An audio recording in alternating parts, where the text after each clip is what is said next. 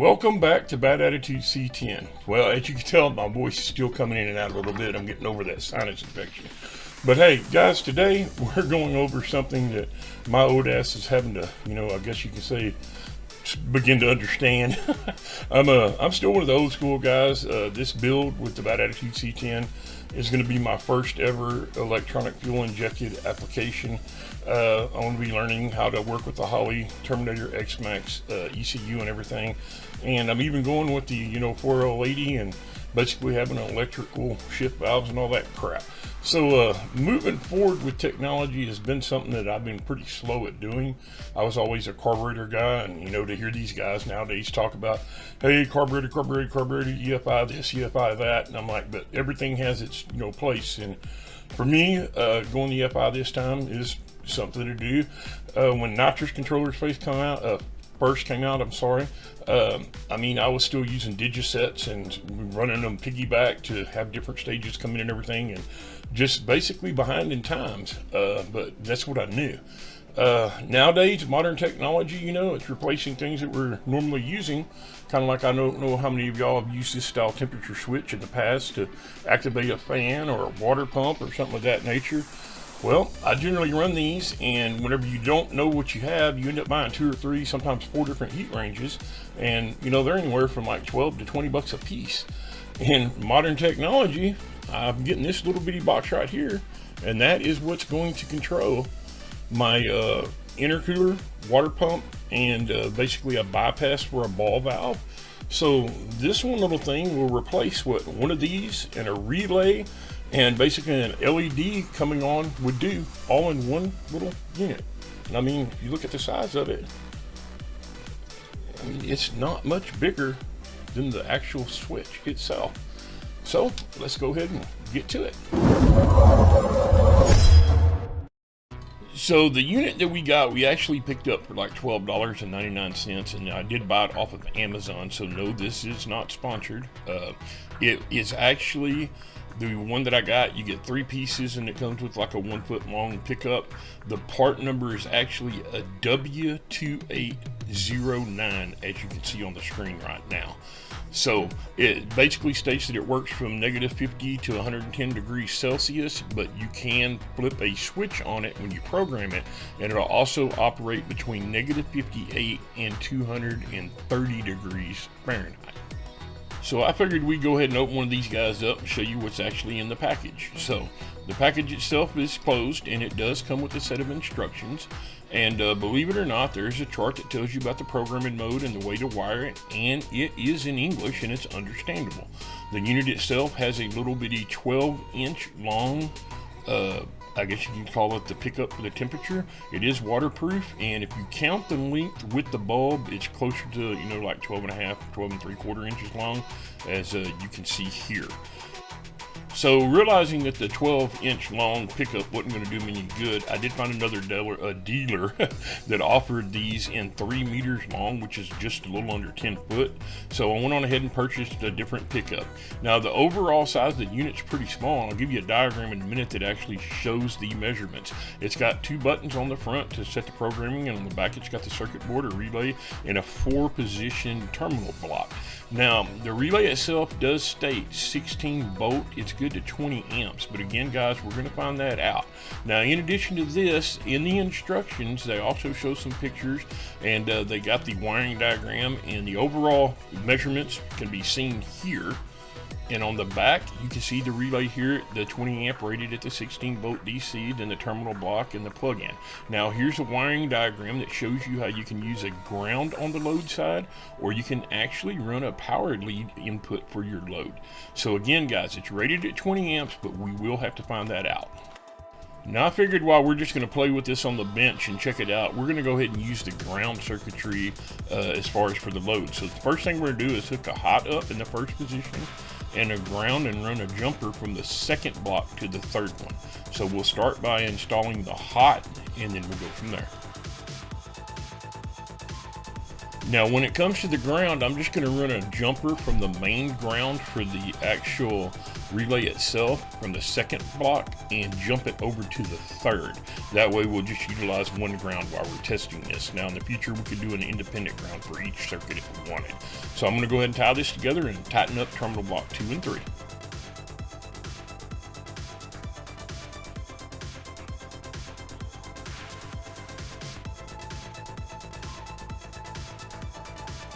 Alright guys and girls, it's time to play pretend. Now we're going to hook this LED light up to be our actual function that we're operating or controlling. I know it's not that big of a deal, I'm just wanting y'all to see how this works. So I'm going to take the ground side for the LED and put it in the 4th position of our terminal block. And then the hot side of the LED I'm going to run directly to our 12 volt battery source. So we have a hot going, and then we actually have the grounds, and the only other hookup we need is our actual sensor probe pickup, or whatever you'd like to call it, and it's got a 2-prong connector that we'll just push into place, and then we'll get us some power hooked up and go from there.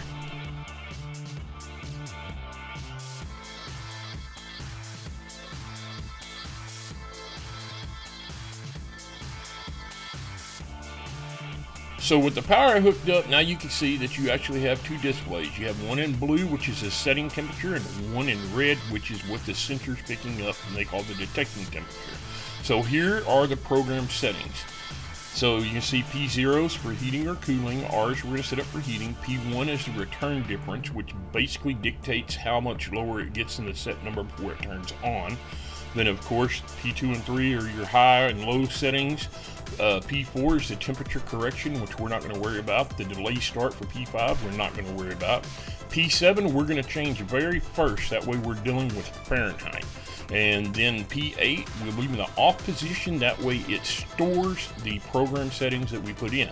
Now if you ever want to clear it after you program it and have it go back to default settings, you just turn P8 on and it clears everything and presets it back to the way it originally was. So let's get going.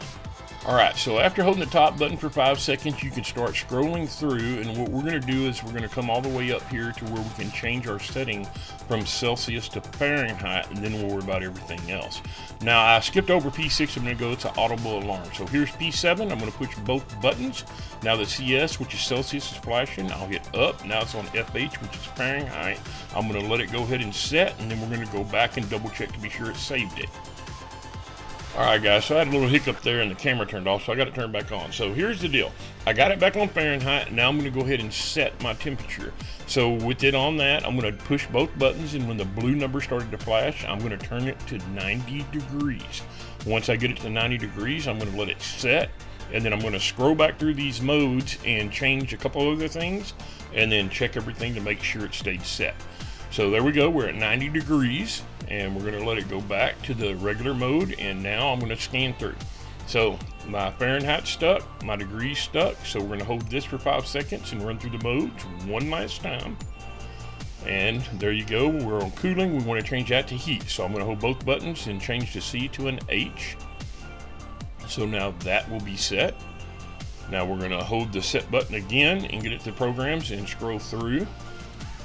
And it saved the heat. Now that's our differential temperature, so we're going to change that to 2 degrees. So that means whatever we set it at, when it gets 2 degrees below or above if it was on cooling, below if it's on heating, it will switch on. So we're going to set ours at 2. So that means when it gets to 88 degrees, it should trigger and bypass our valve. Now, right here you can see P1's at 2, P2's 230 degrees Fahrenheit for the high, negative 58 for the low. 4's off, P5 is going to be off, P6 is the audible alarm, it's off. There's our Fahrenheit, and remember you can change it to Celsius by holding both buttons. So we switch to yes, but we're going back to Fahrenheit. And P8 would be the reset. So let's go on ahead and go from there. Alright guys, so here we go. As you can see, the red indicator is already on and the light is flashing, and that's because we're below 90 degrees. So what I'm going to do is I'm going to hold the sensor probe pickup, whatever you'd like to call it, and get the temperature above 90 degrees. Because the way this is going to work is whenever I'm running the water to air intercooler, I'm going to have it to where I have a water to air and in addition to the interchiller. Now, if the interchiller gets the water below, say, 90 degrees, we want to shut the ball valve off to where the water to air is not on anymore. So right now you can see it's at 91 and it's dropping. What I'm wanting to happen is when it gets to 88 degrees, I want the red light to come on, which is going to let me know that the ball valve is going to bypass the water to air heat exchanger and just send everything straight through the interchiller, which means the water will be going through and being chilled with Freon.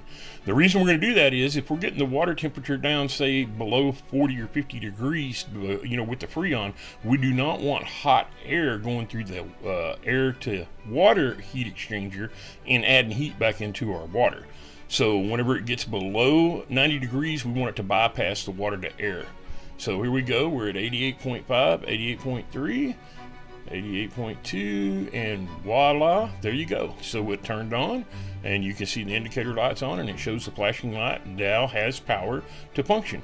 So when we have this hooked up to the ball valve, that means the ball valve would now be bypassing the water to air heat exchanger and just strictly going through the interchiller like I wanted it to work.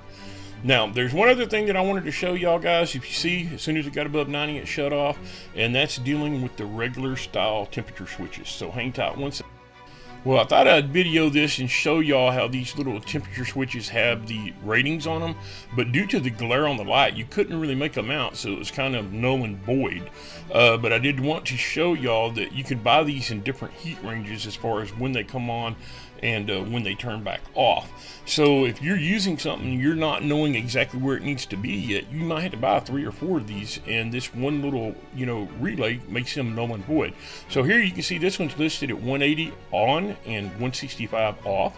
The smaller one is 185 on and 170 off, and then the one all the way to the right says 210 on and 195 off. But if you convert to one of these little guys, the electronic temperature controller, it does everything you need, and it's fully adjustable, whether you need it for cooling issues or heating issues, and the range from negative 58 degrees Fahrenheit all the way up to 230 degrees.